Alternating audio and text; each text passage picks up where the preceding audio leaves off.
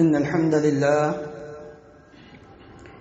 نحمده ونستعينه ونستغفره ونعوذ بالله من شرور أنفسنا ومن سيئات أعمالنا من يهده الله فلا مضل له ومن يضلل فلا هادي له وأشهد أن لا إله إلا الله وحده لا شريك له وأشهد أن محمدًا عبده ورسوله صلى الله تعالى عليه وعلى آله وأصحابه وبارك وسلم. يا أيها الذين آمنوا اتقوا الله حق تقاته ولا تموتن إلا وأنتم مسلمون. يا أيها الناس اتقوا ربكم الذي خلقكم من نفس واحدة وخلق منها زوجها وبث منهما رجالا كثيرا ونساء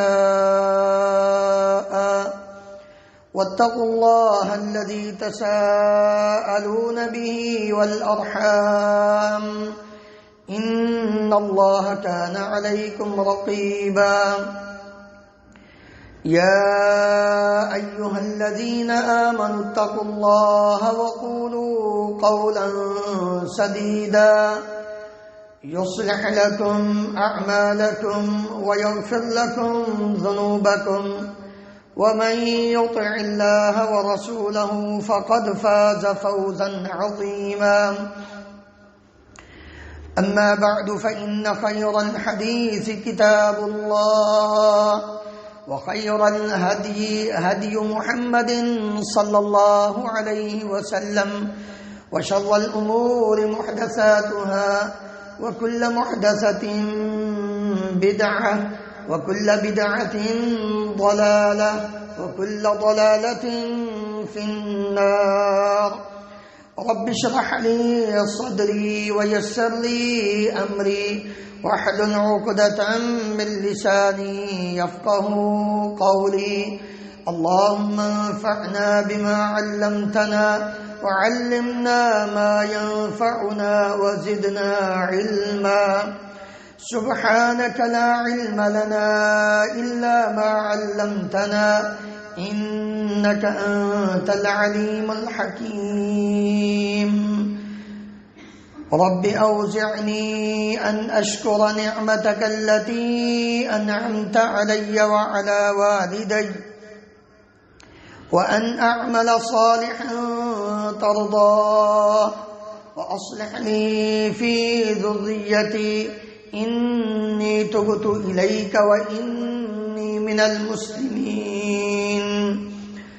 اللهم طهر قلوبنا من النفاق وأعمالنا من الرياء وألسنتنا من الكذب وأعيننا من الخيانة فإنك تعلم خائنة الأعين وما تخفي الصدور. أعوذ بالله السميع العليم من الشيطان الرجيم من همزه ونفخه ونفثه. إن الدين عند الله الإسلام. وقال تعالى في مقام آخر ومن يبتغي غير الإسلام دينا فلن يقبل منه وهو في الآخرة من الخاسرين.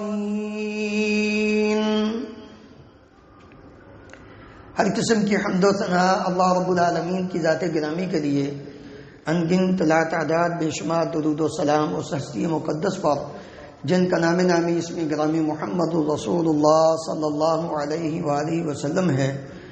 محترم حضرات، گزشتہ خطبہ جمعہ میں اتباع سنت کے ثمرات و فوائد کے حوالے سے چند گزارشات پیش کی تھیں. سنت کی تعریف بھی پچھلے جمعے میں بیان کی گئی تھی. سنت کے مقابلے میں سنت کے اپوزٹ بدعت ہے. بدعت ہر اس عمل کو کہا جاتا ہے کہ جس کی اسلام کے اندر کوئی بنیاد نہ ہو، کوئی بیس نہ ہو، لوگ اس کو دین سمجھ کر، ثواب سمجھ کر کرنے لگ جائیں، یہ بدعت ہے۔ جس چیز کی اصل موجود ہو کتاب و سنت میں، اس سے مسئلہ اخذ کیا گیا ہو، وہ بدعت نہیں۔ بدعت وہی چیز ہوگی، اور اس کے لفظ جو ہے نا، با، دال اور عین، یہ بھی اس بات پہ لغوی اعتبار سے دلالت کرتے ہیں کہ ہر وہ کام جو پہلی بار کیا گیا ہو، پہلے اس کا وجود نہ ہو۔ اللہ رب العالمین کو بدیع اللہ کی ایک صفت ہے، اور خاص کر لوگوں کو سمجھانے کے لیے وہ چیز اللہ تعالیٰ نے اپنی اس صفت کے ساتھ، باقی ساری چیزوں کے ساتھ آپ دیکھ لیں، خلق السماوات والارض خلق الارض خلق الانسان خلق لکم ما فی الارض جميعا، ہر ایک چیز کے ساتھ لفظ خلق، تخلیق کا استعمال کیا ہے۔ لیکن ہو سکتا تھا کسی بھی چیز کے متعلق، کسی بھی چیز کے متعلق کوئی شخص یہ کہہ سکتا تھا میں بھی یہ بنا سکتا ہوں، میں نے بھی یہ بنائی ہے۔ جب آسمانوں اور زمین کی باری آتی ہے تو رب العالمین نے خلق اپنی جگہ پہ ساتھ اس صفت کو بیان کیا، بدیع السماوات والارض۔ کوئی ہے جس کے اندر اتنی ہمت و طاقت و پاور ہو جو پہلی مرتبہ آسمانوں اور زمین جیسی کوئی ایسی مخلوق پیدا کرے؟ رب العالمین نے وہ پیدا کی، پہلے نہیں تھی، نہ آسمان تھے نہ زمین تھی، اللہ رب العالمین نے۔ باقی چیزوں کے بارے میں لوگوں کا خیال ہو سکتا ہے، لیکن اللہ تعالیٰ نے لفظ بدیع اپنی صفت بیان کر کے یہ بتا دیا کہ ہر وہ عمل جو پہلے سے بالکل اس کا نام و نشان موجود نہ ہو، اس کا ماڈل بھی نہ ہو، اس کا نقشہ بھی نہ ہو، اس کی اصل نہ ہو، اس کو عدم سے وجود میں لانا، اس کو بدعت کہتے ہیں، اور اس کو ثواب سمجھ کے کرنا، یہ ہے دین اسلام کے اندر بدعت۔ اس لیے اللہ رب العالمین نے فرمایا ان الدین عند اللہ الاسلام، اللہ کے ہاں دین وہ دین اسلام ہے۔ بس جو اس کے اندر آ گیا، الیوم اکملت لکم دینکم واتممت علیکم نعمتی ورضیت لکم الاسلام دینا، آج دین مکمل، اب نہ اس کے اندر کسی قسم کی کمی کی جا سکتی ہے، نہ اس کے اندر کوئی چیز داخل کی جاتی۔ اکمل، ہر اعتبار سے کوئی جز باقی نہ رہ گیا ہو کہ جس کی انسان کو ضرورت ہو، اس سسٹم کے اندر اللہ رب العالمین نے اس کو بیان نہ کیا ہو، یہ نہیں ہے۔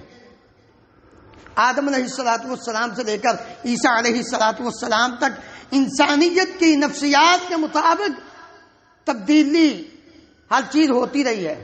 اس دور میں کیا ہوا ہے، اس میں یہ ہوا ہے، اس میں یہ ہے، اس میں یہ، لیکن جب امام الانبیاء محمد رسول اللہ صلی اللہ علیہ وسلم تشریف لاتے ہیں، اللہ رب العالمین نے آپ کو جو دین دے کر بھیجا، آپ کو جس طرح قیامت تک کے لیے رسول بنایا، قل یا ایھا الناس، ساری انسانیت کی طرف، قل یا ایھا الناس انی رسول اللہ الیکم جمیعا، یہ نہیں کہ اس دور کے لیے، بعد کے لیے نہیں، قیامت تک کے لیے انسان کہا کہ اب آپ کے بعد قیامت تک جتنے انسان آئیں گے آپ سب کے رسول ہیں، جو مان لے گا تب جائے گا، جو اپنی مرضی کرے گا وہ اس کا بیڑا غرق ہو جائے گا۔ وما ارسلناک الا کافۃ للناس بشیرا ونذیرا، ساری انسانیت کے لیے، اور پھر ساتھ کیا فرما دیا کہ یہ دین بھی، دین اسلام بھی قیامت تک کے لیے ہے، اور یہ سارے ادیان پر غالب آنے والا ہے۔ هو الذی ارسل رسولہ بالہدی ودین الحق لیظہرہ علی الدین کلہ ولو کرہ المشرکون۔ بدعت کو ایجاد کرنے والے مشرک ہوتے ہیں، مومن نہیں ہوتے، مشرک ہوتے ہیں، دین کے اندر نئی نئی چیزوں کو ایجاد کرنا یہ شرک ہے۔ اس لیے اللہ رب العالمین نے ابتدا میں ہی جب دین کی باتیں کی سورۃ آل عمران میں، تو ساتھ یہ بھی فرما دیا وَمَن يَبْتَغِ غَيْرَ الْإِسْلَامِ دِينًا فَلَن يُقْبَلَ مِنْهُ وَهُوَ فِي الْآخِرَةِ مِنَ الْخَاسِرِينَ۔ جو اسلام کو چھوڑ کر کسی اور چیز کو دین سمجھنے کی کوشش کرے گا، اس کو ثواب سمجھ کر کرے گا، ہرگز اس سے وہ عمل قبول نہیں ہوگا۔ اور نبی کریم صلی اللہ علیہ وسلم نے بھی یہی فرمایا تھا، من عمل عملا لیس علیہ امرنا فہو رد۔ ام المؤمنین سیدہ عائشہ صدیقہ رضی اللہ عنہا بیان کرتی ہیں صحیح مسلم میں کہ جس نے کوئی ایسا عمل کیا جس عمل پر ہمارا حکم نہیں، ہماری مور نہیں، فہو رد، وہ مردود ہے، وہ قابل قبول نہیں ہے۔ اور دوسری حدیث میں تو بالکل اس سے بھی واضح فرما دیا، من احدث فی امرنا ھذا ما لیس منہ فہو رد۔ جس نے کوئی نیا کام کیا، احدث،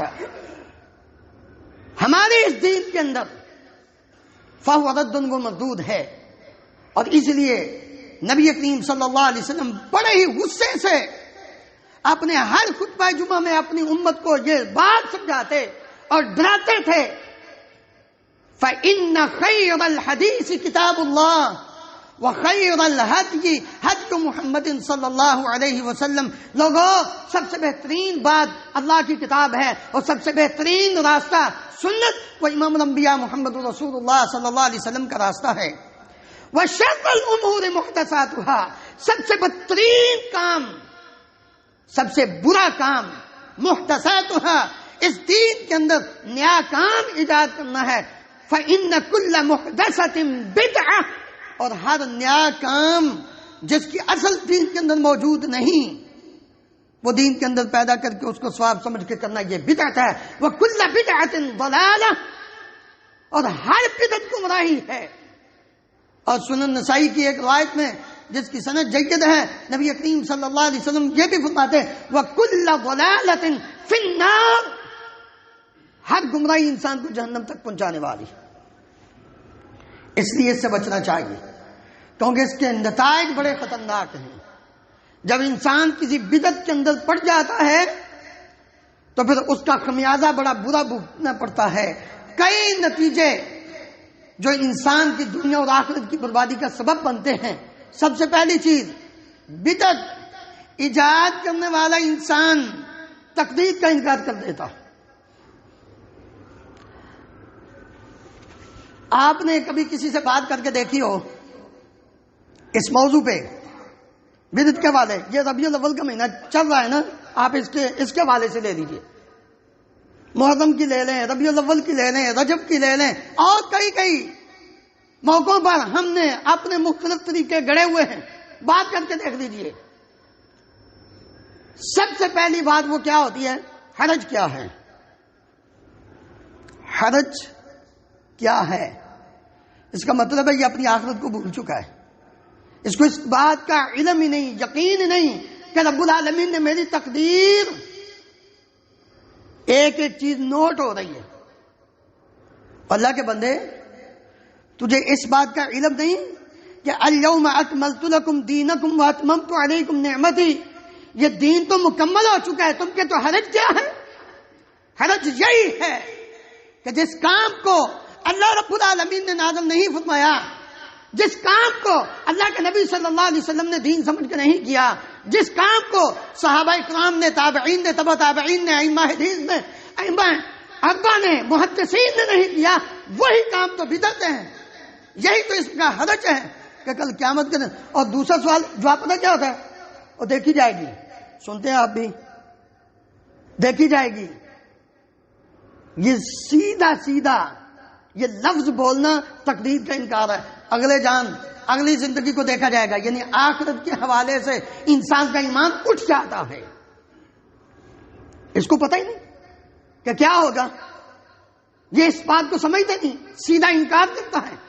اور یہی انہی کے بارے میں عبداللہ ابن عمر رضی اللہ عنہما نے فرمایا تھا کہ تقدیر کا انکار کرنے والوں میں سے فَإِذَا لَقِيتَ أُولَٰئِكَ فَأَخْبِرْهُمْ أَنِّي بَرِيءٌ مِّنْهُمْ، ان کو کہہ دو میں تم سے بری ہوں، وَإِنَّهُمْ بُرَاءٌ مِّنِّي، اور وہ مجھ سے بری ہیں، وَيَحْلِفُ بِهِ عبداللہ ابن عمر، عبداللہ ابن عمر اس کے ساتھ قسم کھا کے فرماتے لَوْ أَنَّ لِأَحَدِهِمْ، یہ اس بدعت کی وجہ سے، اس کے ہوتے ہوئے انسان کا عمل قبول نہیں. کیا فرماتے؟ لو ان لأحدهم مثل احد ذهبا فانفقه ما قبل الله منه حتى يؤمن بالقدر، اگر ان میں سے کسی ایک کے پاس اور پہاڑ کے برابر سونا ہو وہ خرچ کرے، اللہ اس کو قبول نہیں فرمائیں گے. حتى يؤمن بالقدر، حتیٰ کہ وہ تقدیر پر ایمان نہ لے آئے. جب تک وہ اپنے عقیدے کو ٹھیک نہیں کرتا، اس بدعت سے توبہ نہیں کر لیتا، چھوڑ نہیں دیتا.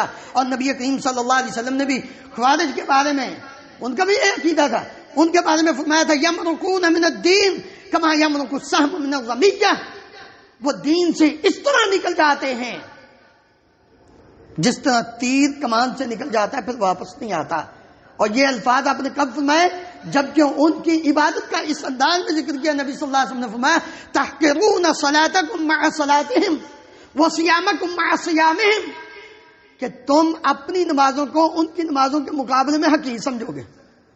یعنی وہ نمازیں اتنی خشوع کے ساتھ، خضوع کے ساتھ، اتنی اچھے خوبصورت کر کے پڑھیں گے، روزے اتنے رکھیں گے، بظاہر دیکھنے میں اتنے نیک آدمی، لیکن چونکہ بدعت کے مرتکب ہونے کی وجہ سے وہ دین سے اس طرح نکل چکے ہوتے ہیں کہ جس طرح تیر کمان سے نکل چکا ہوتا ہے. دوسرا نقصان، دوسرا نتیجہ جو خطرناک ہے کہ ایسے شخص سے گناہ سے بچنے کی صلاحیت چھن جاتی ہے جو بدعت کا مرتکب ہوتا ہے. جس آدمی کے اندر بدعت پائی جاتی ہے، بدعت والا عمل پایا جاتا ہے، اس سے گناہ سے بچنا، یہ جو صلاحیت ہے وہ چھن جاتی ہے. وہ انسان گناہ سے نہیں بچ سکتا، گناہ کے اندر ایک سے دوسرا، دوسرے سے تیسرا اس کے اندر پڑ جاتا ہے. آپ صلی اللہ علیہ وسلم کی بعثت سے قبل لوگوں کی حالت کیا تھی؟ اللہ اکبر، سارے گمراہ تھے، راہ راست سے بھٹکے ہوئے تھے. جب آپ صلی اللہ علیہ وسلم آئے تو اللہ رب العالمین نے کیا اعلان فرمایا؟ اتقوا اللہ حق تقاتہ ولا تموتن الا وانتم مسلمون، اللہ سے ڈر جاؤ اور تمہیں موت آئے تو اسلام پر موت آئے. اور بعد میں کیا فرمایا؟ واعتصموا بحبل اللہ جميعا ولا تفرقوا، اللہ کی رسی کو مضبوطی سے تھام لینا. آگے فرمایا ولا تفرقوا، تفرقے میں نہ پڑ جانا. آج بدعت ہے، آج ایک ہے کل دوسری ہے. کتنے یہ تفرقے کس وجہ سے؟ اور پھر اس کو چھوڑنے کے لیے بھی تیار نہیں. ایک گناہ سے ابھی جان نہیں چھوٹتی تو دوسرا شروع ہو جاتا ہے. میں نے چند ایک کا پچھلے جمعے میں ذکر کیا تھا. تو انسان جو گناہ بدعت کا مرتکب ہو جاتا ہے وہ گناہ سے نہیں بچ سکتا. گناہ کے اندر اس کا پڑنا وہ آسان ہو جاتا ہے، گناہ سے بچنے کی صلاحیت اس سے چھن جاتی ہے. اس لیے انسان کو سب سے پہلے یہ غور کرنا چاہیے دین اسلام کے حوالے سے کوئی بھی عمل کرنا، کوئی بھی کام کرنا، اس کے متعلق جان لینا چاہیے کہ کتاب و سنت میں اس کے بارے میں موجود ہے، اللہ کا حکم ہے، اللہ کے نبی صلی اللہ علیہ وسلم نے فرمایا ہے. تیسرا نقصان بدعت کی وجہ سے جو انسان کی زندگی میں ہوتا ہے، اور وہ خطرناک نتیجہ بدعت کا، وہ یہ ہے کہ انسان بدعت کی وجہ سے، بدعت کے ہوتے ہوئے، بدعتی کی طرف جاتے ہوئے یوں سمجھ لے کہ اس نے اپنے ہی دین اسلام کو مٹانے کی، اس کو ختم کرنے کی کوشش کی، مدد کی ہے. اللہ اکبر. ہم الحمدللہ یہ اللہ کا احسان ہے کہ ابوبکر صدیق رضی اللہ عنہ سے لے کر 110 ہجری میں آخری صحابی کے فوت ہونے تک نبی کریم صلی اللہ علیہ وسلم کے جتنے بھی صحابہ ہیں سب کا احترام کرتے ہیں اور سب کو جنتی مانتے ہیں. سب کی عزت ہمارے دلوں میں ہے. سارے ہمارے لیے دین اسلام کے ایک روشن، ایک چراغ اور ایک منبع ہدایت ہے. ہم صرف کسی ایک کو نہیں، لیکن ہمارے بعض بولے بالے مسلمان جب بات آتی ہے نا حضرت علی رضی اللہ عنہ کی تو بڑے جھوم جاتے ہیں، بڑے جھومتے ہیں. علی رضی اللہ بالکل جھومنا بھی چاہیے، لیکن سب کے لیے کسی بھی صحابی کی بات آئے، ان کا قول آئے یا انہوں نے نبی کریم صلی اللہ علیہ وسلم کی کسی حدیث کو بیان کیا ہو تو اس صحابی کا احسان سمجھ کے اللہ رب العالمین کے لیے اللہ رب العالمین سے ان کے لیے دعا کرنی چاہیے۔ میں یہ سمجھ رہا تھا آج اس حدیث کو پڑھتے ہوئے، اللہ اکبر، حدیثیں تو دوسرے صحابہ نے بھی بہت بیان کی ہیں، ظاہر ہے دین اسلام نبی کریم صلی اللہ علیہ وسلم سے صحابہ و صحابیات کے ذریعے ہم تک پہنچا ہے، لیکن اللہ رب العالمین کی مشیت دیکھیے، اللہ رب العالمین کو علم تھا کہ جنہوں نے زیادہ علی رضی اللہ عنہ کا نام لے کر دنیا میں اپنے سکے کو منوانے کی کوشش کرنی ہے، پیارے پیغمبر علیہ السلام کی زبان مبارک سے نکلے ہوئے الفاظ وہ بیان ہی آگے لوگوں تک اگر پہنچائے ہیں رب العالمین نے تو علی بن ابی طالب رضی اللہ عنہ کی زبان مبارک سے پہنچائے ہیں، تاکہ لوگوں کو یہ بات سمجھ آ جائے کہ ہم کس کو مانتے ہیں۔ نعرہ تو ہم بڑا لگاتے ہیں علی مدد کا، لیکن آئیے اپنے آپ کو بچائیے اور اس خطرناک نتیجہ جو بدعت کا ہے اس کے بارے میں سنیے۔ علی بن ابی طالب رضی اللہ عنہ بیان کرتے ہیں ان نبی صلی اللہ علیہ وسلم قال من احدث حدثا او آوى محدثا، جس آدمی نے دین اسلام کے اندر کوئی بدعت ایجاد کی، کوئی نیا کام شروع کیا، یا اس نے کسی بدعتی کی عزت کی، توقیر کی، اس کو جگہ دی، اس کا احترام کیا، کیا فرمایا نبی کریم صلی اللہ علیہ وسلم نے فعلیہ لعنت اللہ والملائکۃ والناس اجمعین، اس آدمی پہ اللہ کی لعنت ہے، لوگوں کی لعنت ہے، اور اللہ رب العالمین کے ملائکہ اور فرشتوں کی لعنت ہے۔ بدعت کی وجہ سے اس کی عزت کرنا، اس کی طرف جانا ہی اس کی عزت ہے۔ اللہ اکبر۔ عبداللہ ابن مسعود رضی اللہ عنہ کا غالباً نام ذہن سے صحابی کا نکل رہا ہے، تو ان کا بیٹا ایک گھر سے نکلا، اس کو دیکھ کر بڑا ہی افسوس ہوا، بڑا ہی افسوس کیا، کہنے لگے بیٹے کاش کسی شراب خانے سے نکلتے ہوتے تو مجھے اتنا دکھ نہ، غور سے بات سنیے، بیٹا کاش کسی شراب خانے سے نکلے ہوتے مجھے اتنا دکھ نہ ہوتا، تم اس گھر سے نکل رہے ہو جس گھر میں بدعت کا ایجاد کیا جاتا ہے، بدعتی کے گھر سے نکل رہے ہو۔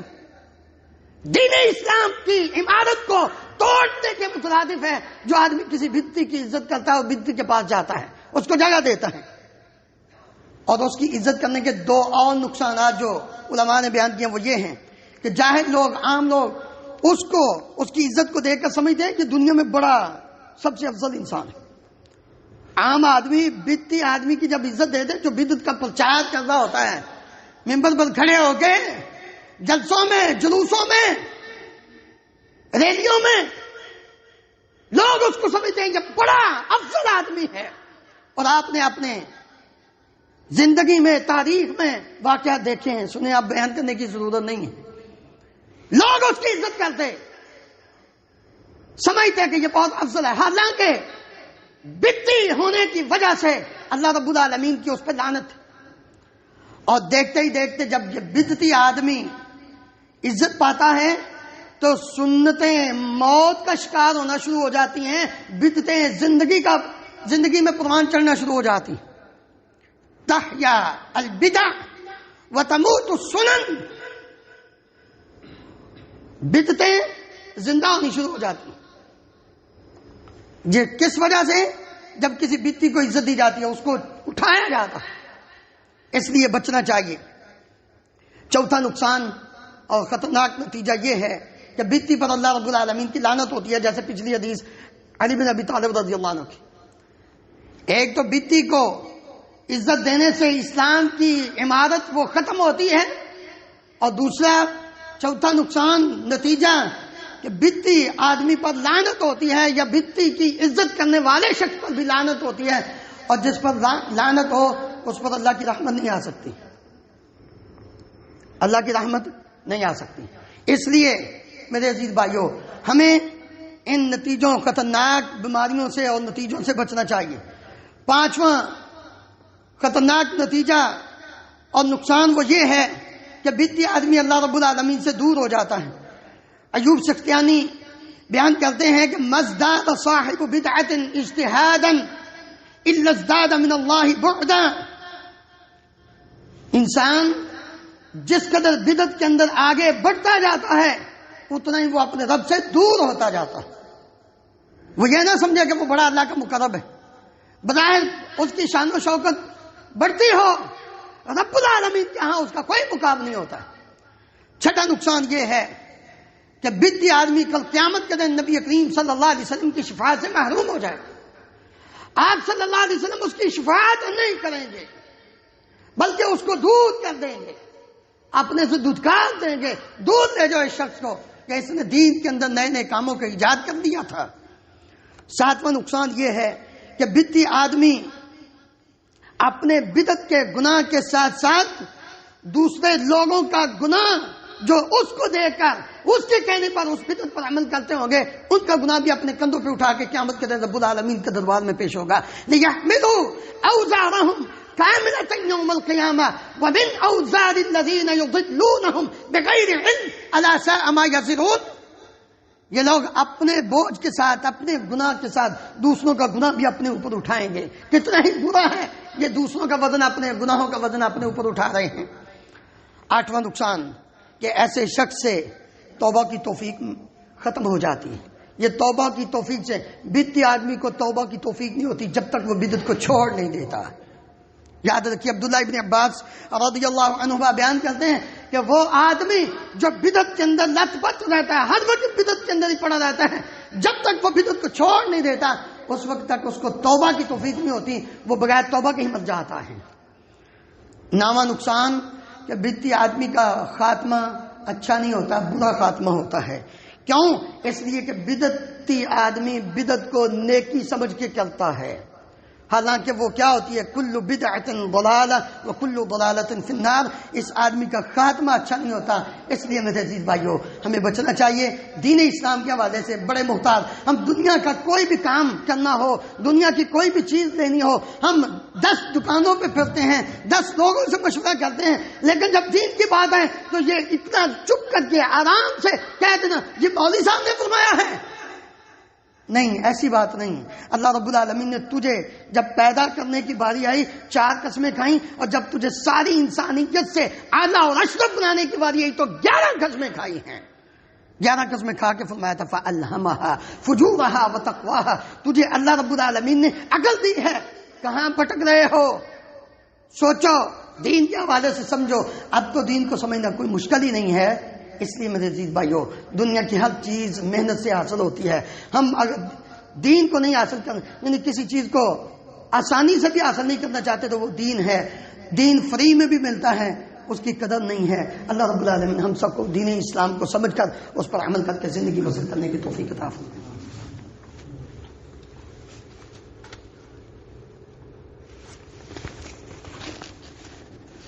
إن الحمد لله نحمده ونستعينه ونستغفره ونعوذ بالله من شرور أنفسنا ومن سيئات أعمالنا من يهده الله فلا مضل له ومن يضلل فلا هادي له وأشهد أن لا إله إلا الله وحده لا شريك له وأشهد أن محمدا عبده ورسوله صلى الله تعالى عليه وعلى آله وصحبه وبارك وسلم۔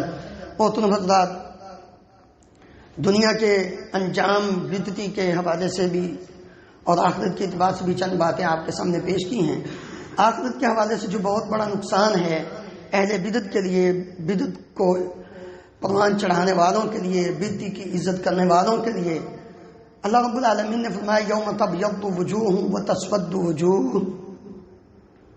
حافظ ابن کثیر رحمۃ اللہ علیہ نے عبداللہ ابن عباس رضی اللہ عنہما کا قول نقل فرمایا ہے، اور اسی طرح سعید ابن جبیر رضی اللہ عنہ کا بھی جو تفسیر ہے اس کو نقل کیا ہے کہ تبیض وجوہ اہل السنہ وتسود وجوہ اہل البدع۔ قیامت کے دن یہ جو اللہ رب العالمین نے فرمایا ہے کہ اس دن کچھ چہرے سفید ہوں گے اور کچھ چہرے سیاہ ہوں گے، تو سفید ہوں گے اہل سنت کے، جو سنت پر عمل کرنے والے ہیں، حدیث پر عمل کرنے والے ہیں، جو نبی کریم صلی اللہ علیہ وسلم کی لائی ہوئی شریعت پر عمل کرنے والے ہیں۔ وَتَسْوَدُّ وُجُوهُ، اور جو دین اسلام کے اندر نئی نئی چیزوں کو ایجاد کرنے والے، بدعت کرنے والے ہیں، اللہ رب العالمین ان کے چہروں کو سیاہ کر دیں گے، دنیا میں وہ کتنے ہی خوبصورت کیوں نہ ہو۔ اس لیے اگر آپ چاہتے ہیں کہ کل قیامت کے دن روشن چہرے ہوں، وہ وضو کرنے سے نہیں، نمازیں پڑھنے سے نہیں، وہ سنت پر عمل کرنے سے ہوں گے۔ اس لیے نبی کریم صلی اللہ علیہ وسلم ظاہری طور پر ان لوگوں کو پہچانیں گے حوض کوثر پر، صحیح حدیث میں حوض کوثر پر نبی کریم صلی اللہ علیہ وسلم پہچانیں گے ان لوگوں کو جو نمازیں بھی پڑھنے والے ہوں گے، روزے بھی رکھنے والے ہوں گے۔ کیسے پہچانیں گے؟ کہ وضو کے اعضاء ان کے بظاہر چمک رہے ہوں گے، پتہ چل رہا ہوگا کہ یہ وضو انہوں نے کیا ہوا ہے زندگی میں۔ لیکن پیارے نبی صلی اللہ علیہ وسلم حوض کوثر پر بیٹھے ہوئے جب ان کو پیچھے ہٹا دیا جائے گا تو آپ فرمائیں گے ہؤلاء من امتی، یہ تو میری امت کے لوگ ہیں، ان کو آنے دو۔ فرشتے آگے سے جواب دیں گے نہیں، انک لا تدری ما احدثوا بعدک، آپ کو نہیں معلوم کہ انہوں نے آپ کے بعد دین اسلام کے اندر کون کون سے نئے کام ایجاد کر دیے ہیں۔ نبی کریم صلی اللہ علیہ وسلم فرماتے ہیں میں اس وقت کہوں گا سحقن سحقن لمن غیر بعدی، ان کو مجھ سے دور کر لو جنہوں نے میرے بعد میرے دین کو بدل دیا تھا۔ آپ صلی اللہ علیہ وسلم کے حوض کوثر سے پانی سے محروم ہو جائیں گے۔ جو وہاں ایک مرتبہ پانی پی لے گا 50,000 سال اس کو پیاس نہیں لگے گی، لیکن جس کو نبی صلی اللہ علیہ وسلم نے دھتکار دیا، دنیا کی کوئی طاقت اس کو پھر حوض کوثر سے پانی نہیں پلا سکے گی۔ اس لیے دنیا میں اس زندگی میں بدعت کو چھوڑ کر توبہ کر کے اپنی زندگی بسر کرنا ہوگی سنت کے مطابق، تب جا کے نبی صلی اللہ علیہ وسلم کے حوض کوثر سے آپ کے ہاتھوں جام کوثر نصیب ہوگا۔ اللہ ہم سب کو نصیب فرمائے۔ ان اللہ و ملائکتہ یصلون علی النبی یا ایھا الذین آمنوا صلوا علیہ وسلموا تسلیما۔ اللهم صل علی محمد وعلی آل محمد كما تحب وترضى۔ اللهم اغفر لنا وللمؤمنین والمؤمنات والمسلمین والمسلمات الاحیاء منهم والاموات۔ اللهم اشف مرضانا ومرضى المسلمين، اذهب الباس رب الناس واشف انت الشافي لا شفاء الا شفاؤك شفاء لا يغادر سقما۔ اللهم اشفهم بشفائك وداوهم بدوائك۔ اللهم انصر الاسلام والمسلمين، اللهم اعز الاسلام والمسلمين واذل الشرك والمشركين، اللهم اهلك النفاق والمنافقين، اللهم أرنا الحق حقا وارزقنا اتباعه وأرنا الباطل باطلا وارزقنا اجتنابه. اللهم آمنا في أوطاننا واجعل هذا البلد آمنا مطمئنا رخاء سخاء وسائر بلاد المسلمين. سبحان ربك رب العزة عما يصفون وسلام على المرسلين والحمد لله رب العالمين. واقم الصلاة.